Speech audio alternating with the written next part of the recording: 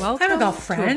Welcome back to I'm Above your host, Par. Kathy Super Hartwood. happy you're here. I Super show happy you you're listening. How to take I more hope of you're your talent enjoying to the golf course your spring without golf, practicing harder, wherever you are in taking the more country or the lessons, world, or buying new putting equipment. to use some of the things that I you show hear you in how this to end the podcast. frustration Because I from wanted to give you an example. I want to give a so shout you out can to start one of the playing members to in the your Above Par potential. Club, one of my This is clients, where you are going to learn how to who think shared in our above latest par call so you can about play one of below her par. wins. And Let's one get of her to it. wins was inspired by another client who had shared her win the week before. And it resonated with her. And this is the beauty of hearing how other people are going through the exact same things that you are. You are not a unicorn. We all have one brain.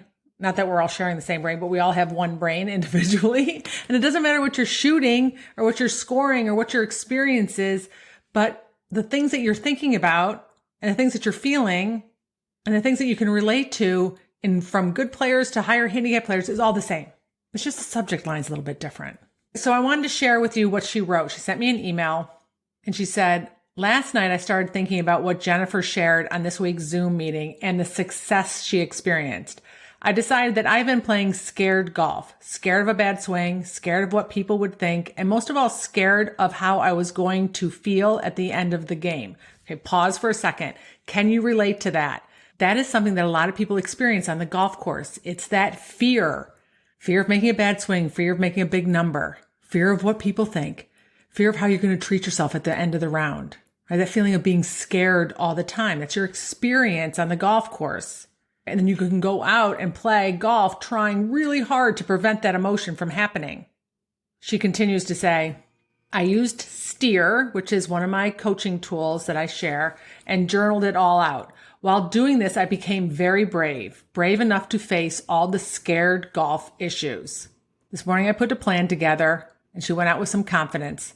And she said, I had the exact same results that Jennifer had. I won the match. And more importantly, I felt proud of myself and honestly believed I would have felt the same had I lost the match. So glad that I finally, quote unquote, drank the Kool-Aid, which means that that's just part of hearing what I have to say. I don't sell any Kool-Aid.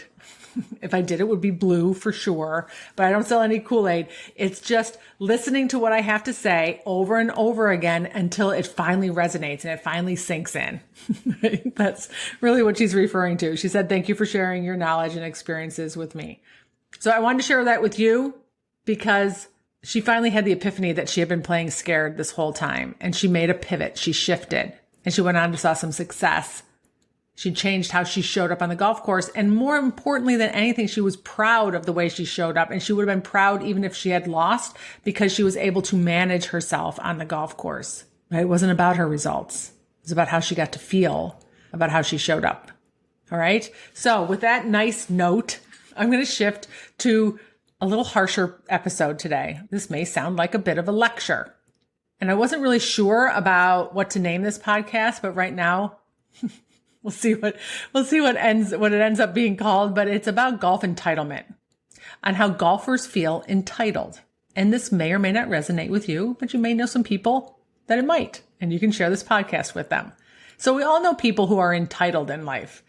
Being entitled means that maybe I don't have to do the things that everybody else does. I should have a different experience than other people. I came out of college. I'm super smart. I should be president of the company. Right? My first year in the job, a little entitled. I could go through lots of different off-course examples. I'm sure you get the point. So I want to talk about a few different ways that as golfers, we become entitled. Another way of saying it is we have experience expectations on what we should experience on the golf course. I'm going to cover it in 3 different areas. The first one is that we can become entitled to our course conditions.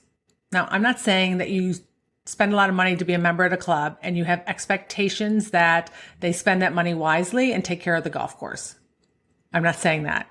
I'm saying that we can complain and expect that the course be in a certain condition all of the time.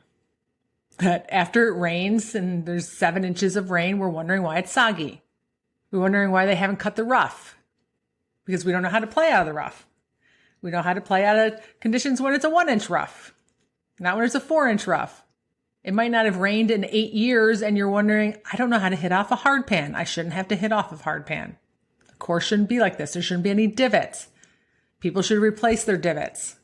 The greens should be a certain speed. They shouldn't be too fast. They shouldn't be too slow. too hard, too soft. The bunker should always be raked perfectly and have the perfect amount of sand all the time. Now, I'm not saying it's not fun to play in our ideal conditions, but we become a little course entitled, condition entitled, weather entitled even. I had a student who just started playing golf. She came to see me. She was at a very exclusive club. Like no tee times. Course was immaculate all the time. She had a caddy every single round. Right. And she came and played the course where I taught. There was a women's event there. She finally worked her way up and played there. And she couldn't understand why there were divots on the golf course, or that it wasn't in the same condition, or the pace of play was even a little bit slower. Or she wondered, where were the caddies? Why aren't there caddies here at this club? Right? And for her, when I said, well, not all golf courses are like that, she goes, well, why would I want to ever play another golf course? I understand 100% not. You stay at your club all you want. Right? That is an option for you. But most likely, if you're listening to this podcast, you're taking your game on the road a little bit. You're going and playing other courses. So just notice the times you're a little condition entitled, where you're complaining about the course, where you expect that experience to be a certain way. And why is it a certain way? Weather, the cycle of plants and grasses, staffing changes, supplies. Like there's a gazillion different reasons why conditions aren't consistent all the time.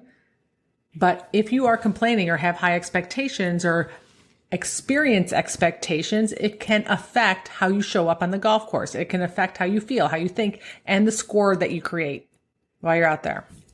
The second one that I want to talk about is swing or mechanic expectations.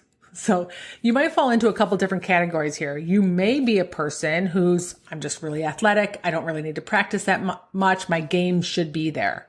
Why isn't it there? Why isn't it easier for me? Why isn't it more consistent?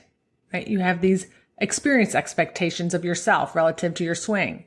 You could be a person who practices a lot and takes lots of lessons. And your expectation relative to that is that your game should show up more often. Why isn't it there? You kind of backhand your game a little bit in this situation too. Like, where is it? It doesn't seem right. I'm entitled because of all the work that I put in, the time I put in, the money I put in to see more results out on the golf course. Or you could be a person who falls right in the middle, but you're also thinking, you know what? I put all in this work and I figured out how to get my driver to go straight and as far as I wanted to. Why isn't it there all the time? I should never fade the ball or duck hook the ball again or top the ball ever again.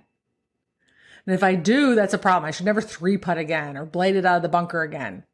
It becomes a problem. We think we've put in all this time and this effort. And once we've gotten to a certain level, once I get to that 2 handicap, I should be a 2 handicap the rest of my life. Right? If I just want to stop there. That's not the way it works with our golf swing. Our golf swing is going to ebb and flow. As far as our contact and our ball striking, we're going to have good days. We're going to have days that aren't so great. We're going to have days where the putter feels amazing and the putter feels like a sledgehammer. We're going to have days where our touch is on point and other days where our touch seems a little rusty. We're not entitled to have it all the time. Our expectations relative to that should be that it is a little bit inconsistent. Not a lot. I'm not saying your range has to be huge. The higher the handicap you are, the bigger the range is. But the lower your handicap, the less that is. The less that happens. But are you swing or mechanic entitled? Just something for you to look at. Okay, and the last one, which I actually am the most passionate about, is the expectation that you get to feel good every time you play golf. Okay, and what I mean by this is that if you choose to play this game, if you decide, yes, I want to play golf, and you stick the peg in the ground on the first tee box and put a ball on top of it and take a swing, and you set out for the next 4 to 5 hours right, to play 18 holes of golf, you should be going out there with the expectation that it's possible that I will be disappointed and frustrated and angry and anxious and nervous and maybe experience fear. I also could be excited and proud and happy. I could end the round with embarrassment and rejection, even humiliation, failure. All of them are possible. When you sign up to play this game, you sign up to have those experiences. We can have 7 to 8 emotions on one hole. You can tee off and be anxious, hit it in the fairway and have relief. You could walk to your ball and see it's in a divot and be pissed. Right? You could take a swing and it hits the lip and falls in the bunker and be disappointed. You could hit it out of the bunker and knock it really close be excited. There could be people watching you on the green and you can feel nervous. You can miss a 2-foot putt and feel shame. It's all available to you. It's not if you're going to have those emotions, it's when. Right? It is not if, it is when. And if you are not prepared to manage those emotions out on the golf course, you're going to have the rug pulled out from underneath you. Your experience is not going to be great. You have experience expectations that exceed reality. And most of the time what happens is we end up backhanding our golf game to show up to make sure that we don't have those negative experiences. You work really, really hard to make sure you hit the green, hit the fairway, make the putt so that you don't feel disappointed, you don't feel frustrated, you don't feel angry because you don't know what to do with them. You think they're a problem, right? You want to feel good all the time. This is the way our society is actually in general, which has caused a problem. That's why we have people addicted to phones and TV and food and gambling and shopping and Amazon, because we can constantly get these little dopamine hits to feel good. Right? I'm feeling a little anxious or depressed. I'll go buy something. Guy comes to the door, like maybe sometimes in hours, drops off a little present. I feel good. It's all good. I don't have to be disappointed very long. I have a gazillion different opportunities to get dopamine hits from our environment. On the golf course, you don't really have those. And I'm not saying those are healthy things to do. I personally think it's much healthier to deal with your disappointment. Actually, I know it is. Because if all you do is buffer over it and get these dopamine hits from all the different things that I listed, the disappointment's still there. It's going to show up some way, somehow, eventually. I think it's so much healthier to deal with it, to process it, to acknowledge it, to move through it. Take 60 to 90 seconds. Right? Save yourself a couple bucks if you spent 60 to 90 seconds doing that versus minutes searching and scrolling through social media and Google and Amazon. But on the golf course, we don't have a lot of that stuff unless you pick up your phone all the time and you start buying stuff at the turn. Right? But we put so much pressure on ourselves because we don't think we're supposed to be disappointed and frustrated and feel embarrassed and feel humiliated. I want you to go and tee off and say, bring it on. I can handle all of it. Because if you can handle all of it, you're going to let so much more of your game show up. Even in the PGA championship just this past week, Shane Lowry shot 62 and the first words out of his mouth was, I'm a little disappointed I missed that putt on 18. Another pro, I think it was Justin Thomas, said, we can shoot 61 and still not be satisfied. That's the nature of the game. This is what we signed up for. But if you go out and you play golf and you have experience expectations, if you are emotionally entitled to feel good all the time while you're out there, or that's what you think your experience should be, or that you should never have a negative experience on the golf course or be disappointed with your performance, you're going to have a horrible experience and you're not going to create great results. So the question you're going to ask me is, well, Kathy, how can I have a better experience? How can I be happy that I hit it poorly? I'm not saying you're happy that you hit it bad. I'm not saying that you're happy that you made a big number. What I'm saying is that you're proud of the way that you manage your mind, that you knew that that was a possibility and you showed up anyway, that you know how to deal with your emotions, that you're not afraid of emotions, that you're empowered to pivot to something that's more useful and powerful for yourself and gave yourself an opportunity to make your best swings.